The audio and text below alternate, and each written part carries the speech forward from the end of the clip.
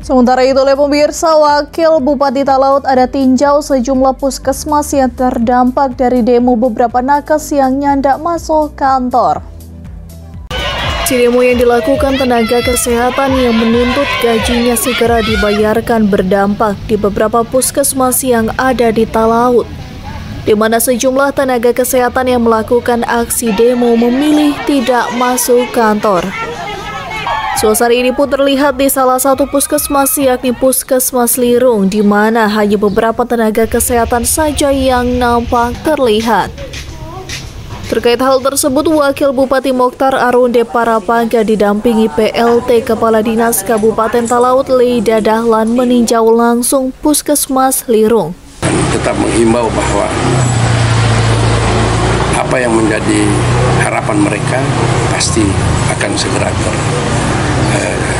tercapai dan kualitas pelayanan ini tetap menjadi prioritas untuk masyarakat Talaut. Jadi tidak ada puskesmas yang ditutup, karena kalau terjadi penutupan itu bisa berimplikasi lain. Persoalan kita sementara ketemu, jangan munculkan lagi persoalan baru. Jadi kita tahu bahwa teman-teman nakes, anak-anak Talaut yang mencintai daerah ini masih mengedepankan pelayanan pada sesama warga Talaut. Wakil Bupati Talaut Mokhtar Arunde Parapaga menghimbau kepada para tenaga kesehatan, baik ASN dan tenaga harian lepas, sambil menunggu pembayaran gaji dalam waktu dekat ini untuk diharapkan tidak mogok kerja.